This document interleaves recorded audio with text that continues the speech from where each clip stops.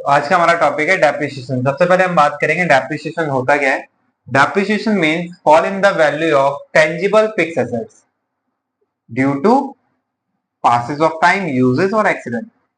यहाँ पर डेप्रिसिएशन का मतलब क्या होता है, जितने भी हमारे टेंजिबल फिक्स्ड एसेट्स होते हैं उनकी वैल्यू में गिरावट, उनकी वैल्यू का कम होना। अब उसके पीछे का रीजन क्या होता है, पासेस ऑफ टाइम, यूजेस और एक्सीडेंट। अगर टाइम पास हो गया है काफी, मतलब आप मान लीजिए आपने 2 इयर्स पहले किसी चीज को परचेज किया था, अब 2 इयर्स के बाद उसकी वैल्यू कम हो गई है, तो जिस रीजन से उसकी वैल्यू कम हुई है वो रीजन हमारा क्या है, उस पर डेप्रिसिएशन लगे। नेक्स्ट है यूजेस, आपने उसको यूज किया है काफी लॉन्ग टाइम तक जिसके कारण उसकी वैल्यू कम हो गई है। और उसके बाद हमारा नेक्स्ट है बाय एक्सीडेंट। एक्सीडेंट का मतलब उसका एक्सीडेंट हो गया है जिसके कारण उसकी वैल्यू कम हो गई है। अब आगे बढ़ते हैं हम। डेप्रिसिएशन के बाद हम देखेंगे कॉजेस ऑफ डेप्रिसिएशन। डेप्रिसिएशन के वो जो हमारे 3 रीजन थे, उसके अलावा और भी कॉजेस होते हैं। By consistent use. By consistent use का मतलब होता है अगर आप किसी चीज को लगातार यूज करते हैं तो उसकी वैल्यू का कम होना ये निर्धारित रहता है। आपने ऐसा देखा होगा, आपने अगर किसी स्मार्टफोन को खरीदा है और आप उससे यूज करो तो उसकी वैल्यू मार्केट में थोड़े समय के बाद कम हो जाती है। नेक्स्ट है by expiry of time.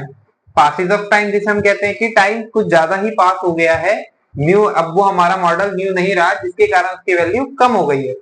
Bye expiry of legal rights, उसके जो लीगल राइट्स थे वो खत्म हो गए हैं, एक्सपायर हो गए, जिसके कारण उसकी वैल्यू अब लगातार कम होती जा रही है।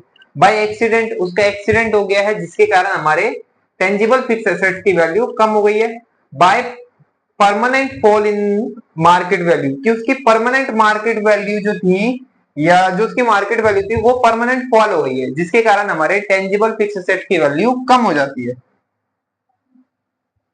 नेक्स्ट हम बात करते हैं मेथड ऑफ प्रोवाइडिंग और एलोकेटिंग डेप्रिसिएशन। डेप्रिसिएशन को हम कैलकुलेट करते हैं या एलोकेट करते हैं तो उसके कौन कौन से मेथड होते हैं। सबसे पहला आता है हमारा स्ट्रेट लाइन मेथड, दूसरा आता है डिमिनाइजिंग बैलेंस मेथड, फिर आता है एन्युटी मेथड, फिर आता है machinery hour rate method, and next है आपका इंश्योरेंस पॉलिसी मेथड। इसके अलावा और भी होते हैं 3-4। तो आपके जो सिलेबस में होगा स्टार्टिंग में, अगर हम बात करें 11th में, तो आपके पास दो ही रहेगा। एक आपके पास एसएलएम मेथड रहेगा और दूसरा आपके पास डिमिनाइजिंग बैलेंस मेथड रहेगा। जब आप कॉलेज करोगे फर्स्ट ईयर या सेकंड ईयर तो आपको एन्युटी मेथड भी देखने को मिल सकता है बीकॉम या बीबीए में। बीकॉम या बीबीए या एमबीए जब आप करोगे, तो जब भी आप ग्रेजुएशन करोगे, ग्रेजुएशन में आपको एन्युटी मेथड मिल जाएगा। बाकी मशीनरी आवर रेट मेथड क्या होता है, ये वहां ज्यादातर कंसिडर किया जाता है जहां पर जो मशीनरी है वो लगातार 24 आवर तक चलती रहती है। नेक्स्ट है हमारा इंश्योरेंस पॉलिसी मेथड। ये इंश्योरेंस कंपनी में ज्यादातर होता है, वहां पे जब उनकी वैल्यू कम होती है तो उसके लिए यूज होता है। अब आपके सिलेबस में यहाँ पे है स्ट्रेट लाइन मेथड और diminishing balance method. Straight line method के बारे में हम थोड़ा सा देख लेते हैं। स्ट्रेट लाइन मेथड का मतलब क्या होता है, फिक्स इंस्टॉलमेंट मेथड, इसी के और नाम होते हैं। दूसरा नाम क्या है, फिक्स इंस्टॉलमेंट मेथड, कि यहाँ पर ईयर बाय ईयर क्या होता है, जो हमारा इंस्टॉलमेंट का अमाउंट रहेगा वो फिक्स रहेगा। लाइक फर्स्ट ईयर अगर मेरा जो डेप्रिसिएशन लगा है वो 10,000 लगा है, तो सेकंड ईयर भी मेरा डेप्रिसिएशन 10 ही होगा, तीसरे साल भी 10 ही होगा। इसी के और नाम क्या है भाई, ओरिजिनल कॉस्ट मेथड। इसमें जो हमारा डेप्रिसिएशन चार्ज होता है हमेशा वो ओरिजिनल कॉस्ट पे चार्ज होता है। नेक्स्ट है इक्वल इंस्टॉलमेंट मेथड, कि यहाँ पे जो इंस्टॉलमेंट होती है वो हमारी इक्वल रहती है। फोर्थ है fix percentage on original cost method. यहाँ पे जो ओरिजिनल कॉस्ट पे आपका परसेंटेज निकलता है डेप्रिसिएशन का वो फिक्स रहता है, ईयर बाय ईयर सेम ही रहेगा, चेंज नहीं होगा। और वहीं हम बात करें जो हमारा दूसरा था डिमिनाइजिंग बैलेंस मेथड, यहाँ पे क्या होता है, आपका जो इंटरेस्ट जो डेप्रिसिएशन का रेट होता है वो चेंज होता रहता है, उस पर ओरिजिनल कॉस्ट पे निकलता है, उस पर मार्केट वैल्यू पे निकलता है, ये दोनों मेजर डिफरेंस आ जाते हैं।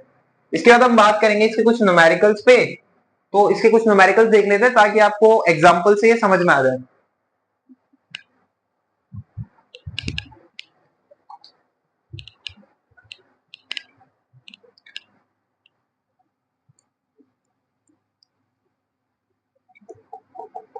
ABC limited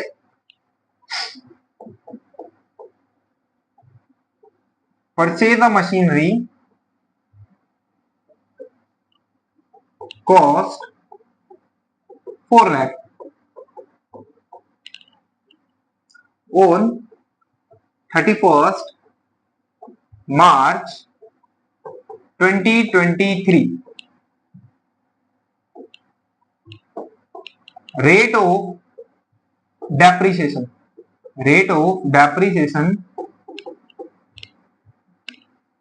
at the rate 10%. Books close on 31st March every year.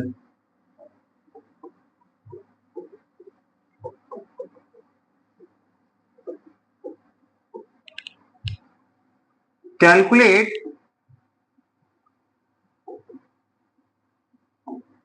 amount of depreciation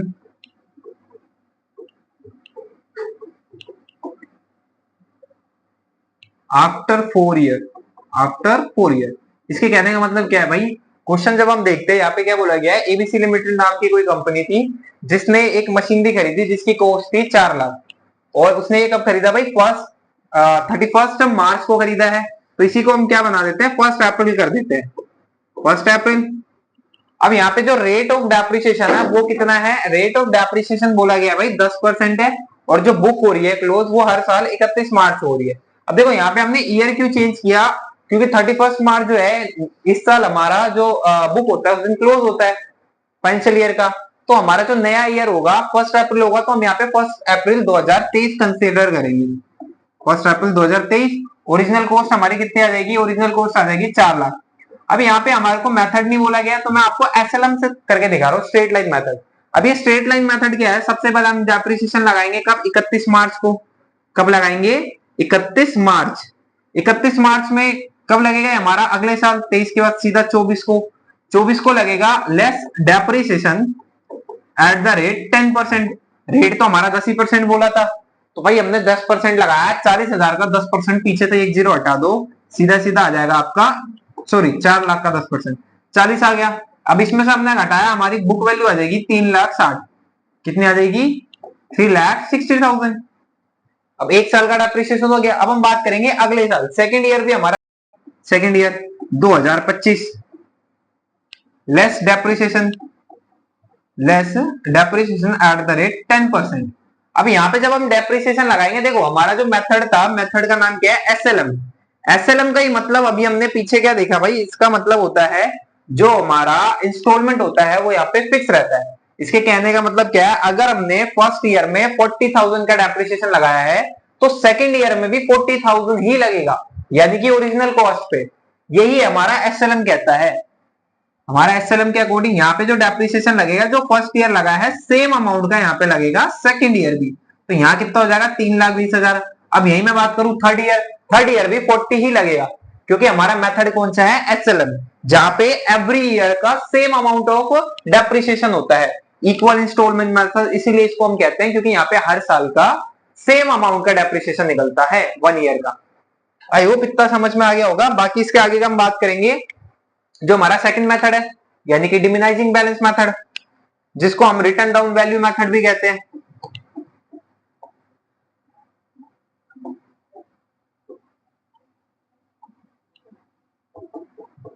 return down value method, written down value method, इसी का दूसरा नाम है diminishing balance method, DBM.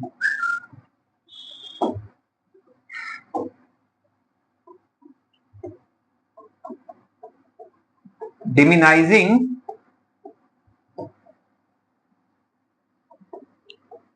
Balance method. अब यहाँ पे हम बात करते हैं डिमिनाइजिंग बैलेंस मेथड की। यहाँ पे हम एग्जांपल वही ले लेते हैं 4 लाख वाला। भाई हमारी ओरिजिनल कॉस्ट कितनी है, 4 लाख है, ठीक है। अब यहाँ पे पहले साल जो हमारा फर्स्ट ईयर है, फर्स्ट ईयर में हम मान लेते हैं डेप्रिसिएशन लगा रहे हैं 10%, तो 10% इसमें से माइनस कर देंगे, 40,000 आ जाएगा। यहाँ पे आ गया सेम 3,60,000, ठीक है। अब जब हम यहाँ पे इसके सेकंड ईयर की बात करेंगे, सेकंड ईयर जब हम यहाँ पे डेप्रिसिएशन लगाएंगे 10%, तो वो यहाँ पे हमारा एसएलएम की तरह ओरिजिनल कॉस्ट पे नहीं निकलेगा, वो हमारे बुक वैल्यू पे निकलेगा। ये जो हमारी बुक वैल्यू आई है ना 3,60,000, इसका 10% हम कैलकुलेट करेंगे। यही मेजर फर्क होता है। हमने एसएलएम में क्या सीखा कि हमारा जो ये ओरिजिनल कॉस्ट था 4 लाख, इस पे हम हर साल जो डेप्रिसिएशन निकलेगा वही हम हर साल कंसिडर करेंगे। बट यहाँ पे जब हम बात करते हैं डिमिनाइजिंग बैलेंस मेथड की या रिटर्न डाउन वैल्यू मेथड की, यहाँ पे क्या होता है, यहाँ पे आपका जो अमाउंट आता है बुक वैल्यू माइनस करने के बाद डेप्रिसिएशन, ये वाला अमाउंट जो आया ना हमारा 3,60,000, इस पे हम डेप्रिसिएशन लगाएंगे 10% का। अब इस पे 10% लगाया तो कितना आ जाएगा 36,000।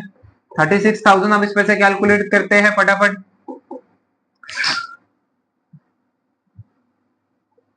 तो ये आ गया हमारा 3,24,000। अब जब हम थर्ड ईयर की बात करेंगे तो थर्ड ईयर हमारा फिर दूसरे मतलब जो यहाँ पे हमारा अमाउंट आया है सेकंड ईयर का बैलेंस करने के बाद डेप्रिसिएशन हटाने के बाद, इस पे 10% हम चार्ज करेंगे, ना कि ओरिजिनल कॉस्ट पे। तो ये हमारे दो मेजर डिफरेंस रहते हैं एसएलएम और रिटर्न डाउन वैल्यू मेथड में। अब यहाँ पे एक डिफरेंस ये आ जाता है कि एक क्वेश्चन ये आ जाता है कि भाई बताओ इसमें से किस मेथड से जो हमारा आंसर आएगा लास्ट में वो हमारा कैसा रहेगा भाई, वो आंसर हमारा जीरो हो सकता है। अगर मैं एसएलएम से कंसीडर करूं तो एसएलएम से अगर आप देखोगे सेम सेम अमाउंट माइनस हो रहा है तो जीरो हो जाएगा। लेकिन अगर हम वही डिमिनाइजिंग बैलेंस मेथड से बात करें तो यहाँ पे कभी भी जीरो नहीं होता, भले आपका पॉइंट में चला जाए, क्योंकि हर बार जो वैल्यू है आपकी घटती जाती है। इसलिए हमारा एसएलएम जीरो हो सकता है लेकिन डिमिनाइजिंग बैलेंस मेथड जीरो नहीं हो सकता। ठीक है, आई होप 11th-12th में तो यही मेथड फॉलो होता है, तो अभी हम यही मेथड करेंगे। एन्युटी का अगर आप लोगों को एन्युटी मेथड भी सीखना होगा तो आप कमेंट कर दीजिएगा, मैं उस पर भी बता दूंगा। तो ये हमारा बेसिक इंट्रोडक्शन था। इसके बाद हम इसके कुछ क्वेश्चंस कर लेंगे। कुछ अलग अलग वैरायटी के टाइप्स होते हैं। इसमें टोटल कितने टाइप्स होते हैं मैं आपको बता देता हूँ। सबसे पहले तो इसमें हम अकाउंट बनाना सीखेंगे, मशीनरी अकाउंट, या जो भी हमारा फिक्स एसेट्स होगा जिसको हम फिक्स एसेट्स कहते हैं। प्लांट भी हो सकता है हमारा फिक्स एसेट्स अकाउंट। इसके अलावा आपका होता है एक डेप्रिसिएशन अकाउंट, डेप्रिसिएशन अकाउंट। इसके अलावा आपका होता है provision for depreciation account, provision for depreciation account, जिसको हम एक्यूमुलेटेड डेप्रिसिएशन भी कहते हैं, एक्यूमुलेटेड डेप्रिसिएशन। ठीक है, इसके अलावा और क्या बनाते हैं भाई, इसके अलावा हम बना देते हैं अगर हमने मशीनरी सोल्ड की तो machinery disposal account, machinery disposal disposal account. तो ये चार तरह के अकाउंट होते हैं, जरूरी नहीं है चारों आपको क्वेश्चन में बनाने पड़े। क्वेश्चन में जो क्वेश्चन आपको जिस अकाउंट के बारे में बोला जाएगा सिर्फ हम वही बनाएंगे, और जिस मेथड से बोला जाएगा सिर्फ हम उसी मेथड से करेंगे। आई होप इतना आपको समझ में आ गया होगा। बाकी हम मिलते हैं अपनी नेक्स्ट क्लास में जिसमें हम इसके कुछ टाइप्स के क्वेश्चंस कर लेंगे ताकि आपकी अंडरस्टैंडिंग और अच्छी हो जाए। सबसे पहले हम बात करेंगे एसएलएम मेथड की बात करेंगे इसमें, जो भी हम करेंगे। ठीक है, आज के लिए इतना ही रखते हैं। बाकी अगर आपको ये नोट करना हो तो वीडियो पॉज करके लिख लीजिएगा।